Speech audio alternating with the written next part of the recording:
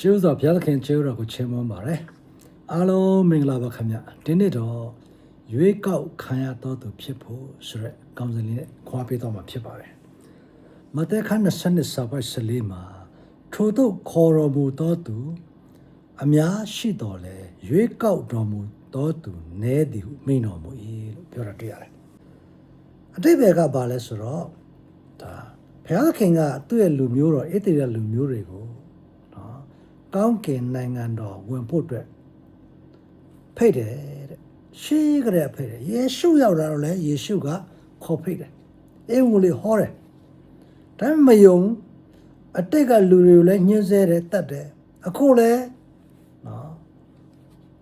တတ်မှာပဲဘယ်လိုမျိုးညင်းဆန်နေတော့မယုံလက်မခံယေရှုအဲ့ဒါနဲ့ဖျားသခင်ကမလုပ်ခိုင်းလို့တော့အဲ့ထက်ကမှယုံကြည်တဲ့သူအနေချင်းရှိတယ်ပေါ့သူတို့ခေါ်ပြီးတော့မှတလောကလုံးကိုကောင်းကင်နိုင်ငံဝင်ဖို့အတွက်အေဝံဂေလိတရားဟောခိုင်းတာပေါ့ဟောတဲ့ခါမှာဒီနေ့အကုန်လုံးကတော့နော်ယုံတယ်ဆိုပြီးတော့မှရောသောခေါ်နဲ့အသင်းတော်ထဲကိုရောက်လာကြတယ်အသင်းတော်ထဲရောက်လာကြတဲ့ခါမှာတကယ်တရားကြည့်တော့ခါကြတော့မင်္ဂလာဆောင်ဝတ်လုံမှာပါတယ်ဆိုတော့ကတော့ယေရှုရဲ့ကယ်တင်ခြင်းဂျေဇုကိုယုံကြည်လက်ခံခြင်းမရှိဘဲနဲ့ရောင်တောင်ပေါင်တောင်နဲ့အများနဲ့ရောက်နေတဲ့အသင်းသားတွေသွားတွေ့တယ်။အဲ့ခါမှာဘုရားသခင်နောက်ဆုံးတရားစီရင်တဲ့ခါမှာသူဟာထာဝရငဲမှာအပြစ်ပေးခြင်းခံရတယ်လို့ပြောချင်တာဖြစ်တယ်။ဒါကဟေရှာယအခန်း61စာပိုက်20ကိုရည်ညွှန်းခြင်းဖြစ်တယ်ထာဝရဘုရားကြောင့်ငါသည်အလွန်ဝမ်းမြောက်၏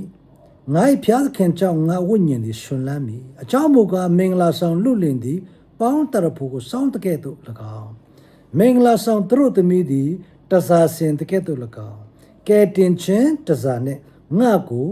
ဝတ်ဆင်စေ၍ဖြောင့်မတ်ခြင်းဝတ်လုံနဲ့ခြုံတော်မူပြီပြောရတဲ့ဒါကယေရှုကိုမိမိကဲတင်ရှင်မိယုံကြည်တဲ့ခါမှာယုံကြည်သောဖြင့်ကျေးဇူးတော်ကြောင့်ကယ်တင်ခြင်းရောက်ကြောင်းယေရှုရဲ့အသွေးတော်ကြောင့်ဖြောင့်မတ်ရာသို့ရောက်ကြောင်းပြောနေခြင်းဖြစ်ပါတယ်ပြောနေခြင်းဖြစ်ပါတယ်ဒါကြောင့်ဒီနေရာမှာသိဖို့ကခေါ်တော်မူတော်သူများတယ်ဆိုတာကတော့တလောကလုံးကိုဘုရားသခင်အေဝံဂေလိတရားနဲ့ခေါ်နေတာပဲကောင်းကင်နိုင်ငံမှာဝင်စားဖို့အတွက်သူ့အတွင်ဘသူ့ရွေးကောက်လဲဆိုတော့အေဝံဂေလိတရားကိုကြားပြီးယုံကြည်တော်သူရွေးကောက်တယ်သူတို့ကောင်းကင်နိုင်ငံမှာဝင်စားခွင့်ပေးတယ်သူတို့ပြောတာဖြစ်ပါတယ်ဒါကြောင့်ဒီနေ့လူဟာနမောနမဲ့မနေသင့်ပါဘူးကိုမွေးကလေးကဘိုးဘွားဘီဘီကိုကိုရတဲ့ဖះမလို့ဆိုပြီးတော့မှမဖြစ်သင့်ပါဘူးအခုကြားနေတဲ့အေဝံဂေလိတရားကိုဆင်ခြင်ဖို့အလွန်ရည်ကြီးပါတယ်ဒါကတင်းကိုခေါ်နေတဲ့ခေါ်စာဖြစ်ပါတယ်အဲ့တော့တင်ကနားလေသဘောပေါက်ပြီးယုံကြည်ခြင်းနဲ့လက်ခံရင်တော့ရွေးကောက်ခြင်းခံရမှာကောင်းကင်နိုင်ငံဝင်ခွင့်ရွေးကောက်ခြင်းခံရမှာဖြစ်ပါတယ်အဲ့ဒါဟာယေရှုအဖြစ်ယေရှုရဲ့ဖြောင့်မတ်ခြင်းအဖြစ်ရတာဖြစ်သောကြောင့်အဲ့ဒါမင်္ဂလာဆောင်ဝတ်လုံဖြောင့်မတ်ခြင်းဝတ်လုံခေါ်ပါတယ်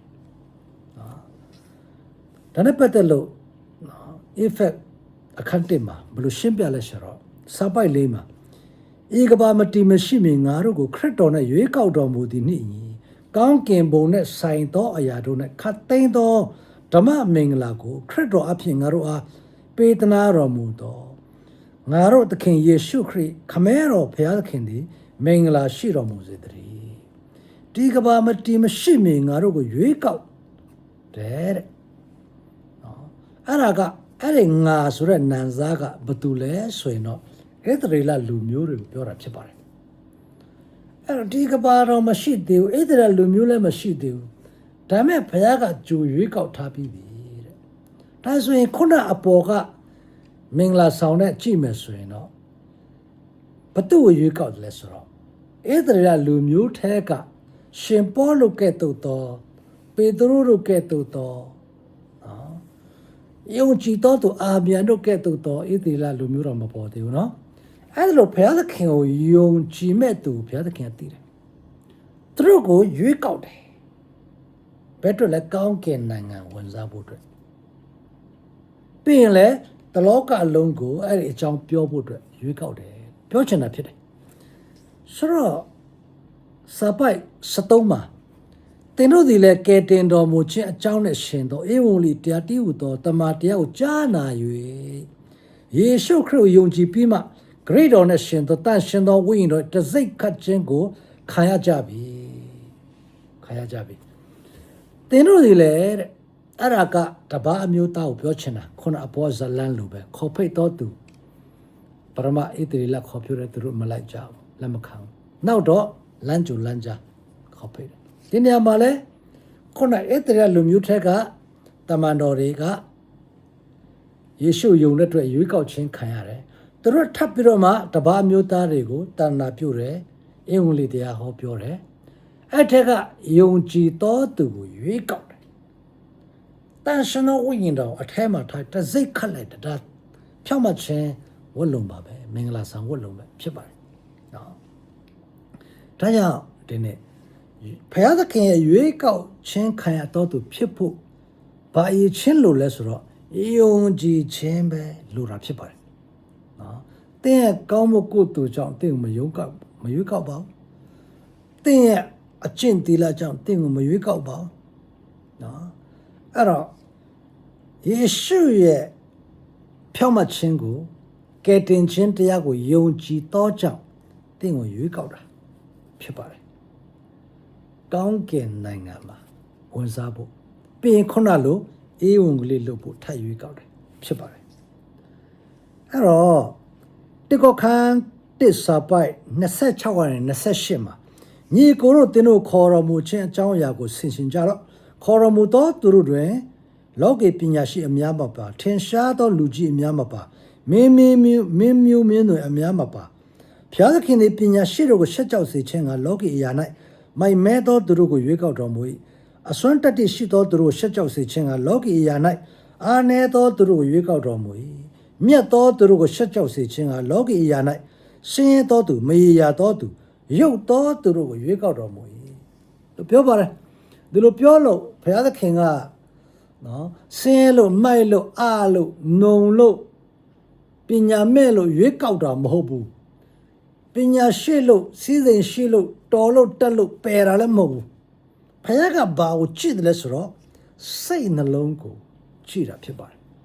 အဲ့စိတ်နှလုံးကြည့်တဲ့အခါမှာဘာကိုကြည့်လဲယုံကြည်ခြင်းကိုကြည့်တာဖြစ်ပါတယ်နော်အဲ့တော့သင်မှာ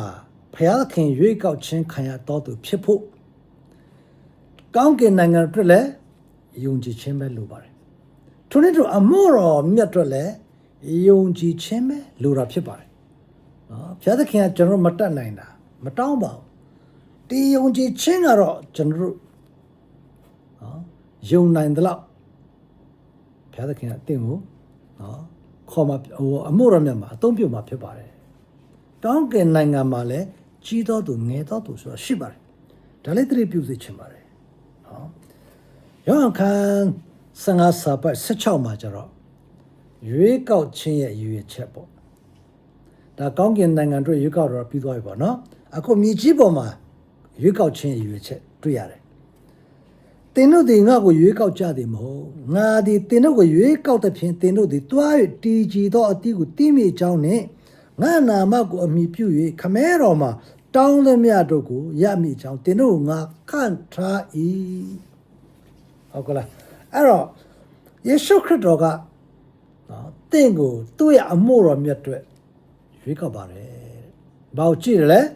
ယုံကြည်ခြင်းကိုကြည့်တာဖြစ်ပါတယ်ရည်ရွယ်ချက်ကတော့ဟာလားသင်တို့တွိုင်းတည်ကြည်သောအတီးကိုတီးမိအကြောင်းနဲ့အတီးတီးဖို့အတီးတီးတယ်ဆိုတော့ကိုစားဖို့မဟုတ်ဘူးနော်သူများစားဖို့တီးရတာဖြစ်တယ်တစ်ပင်မှာအဲလူတွေများစွာကောင်းချီးရဖို့ဖြစ်တယ်ပြီးရင်ဗာလဲငါနာမကိုမြည်ပြခမဲတော်မှာတောင်းသမျှတော့အရာတို့ကိုရမိကြောင်းဆုတောင်းတာရဖို့အတွက်မင်းတို့ငါရွေးကောက်တယ်လို့ပြောပါတယ်ဒါကြောင့်ဒီနေ့